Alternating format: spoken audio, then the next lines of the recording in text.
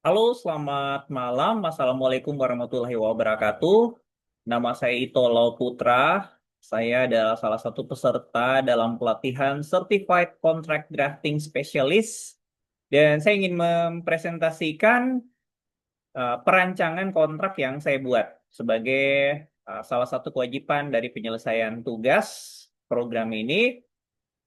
Yang saya sedang perlihatkan ini adalah perjanjian kerjasama antara Terbang Terus dan Rumah Sakit Dua Tangan Merah tentang layanan kesehatan.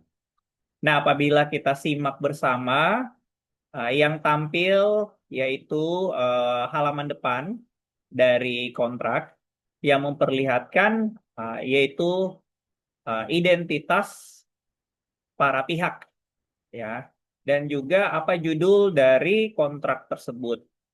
Ini merupakan bagian yang penting untuk menerangkan bahwa ada bentuk kesepakatan antara para pihak dan juga menerangkan siapa saja para pihak yang melakukan kesepakatan tersebut.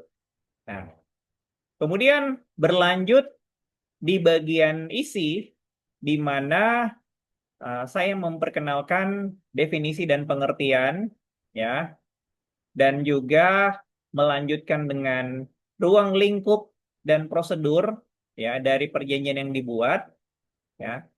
Kemudian juga saya lanjutkan lagi dengan uraian tentang hak dan kewajiban dari para pihak, ya, yang saya perlihatkan. Kemudian ada biaya, jika ada konsekuensi biaya dan tata cara pembayaran pelayanan kesehatan yang dalam konteks perjanjian yang saya buat antara pihak pertama dan pihak kedua. Nah, di sini harus diuraikan berapa, ya, bagaimana polanya dan komitmen kesepakatan waktu yang dimaksud. Juga jika ada pengecualian-pengecualian, ya. Kemudian jangka waktu perjanjian yang tentu saja juga harus memberikan batasan bagaimana dan sejauh mana para pihak ini akan melakukan perjanjian atau kesepakatannya, ya. Termasuk bagaimana ketika akan terjadi perpanjangan.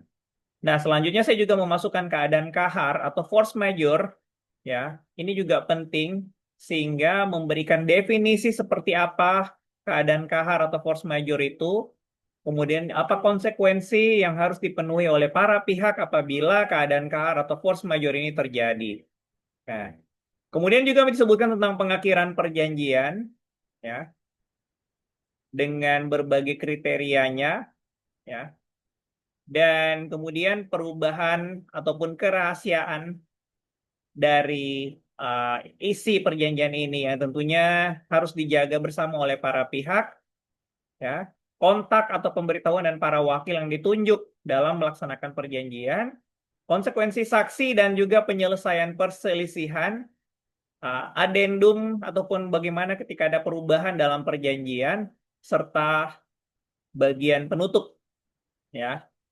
Nah, penyelesaian perselisihan di sini jangan lupa untuk menyebutkan, ya, bahwa perselisihan itu harus menetapkan domisili hukum yang tetap apabila tidak bisa diselesaikan secara musyawarah atau dilakukan dengan berproses hukum di pengadilan yang ditunjuk atau disepakati.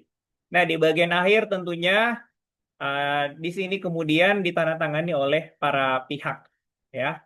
Ini yang bisa saya sampaikan sebagai bagian dari tugas saya. Semoga telah sesuai dengan kriteria syarat-syarat kontrak sebagaimana yang telah diajarkan dalam pelatihan. Terima kasih. Wassalamualaikum warahmatullahi wabarakatuh.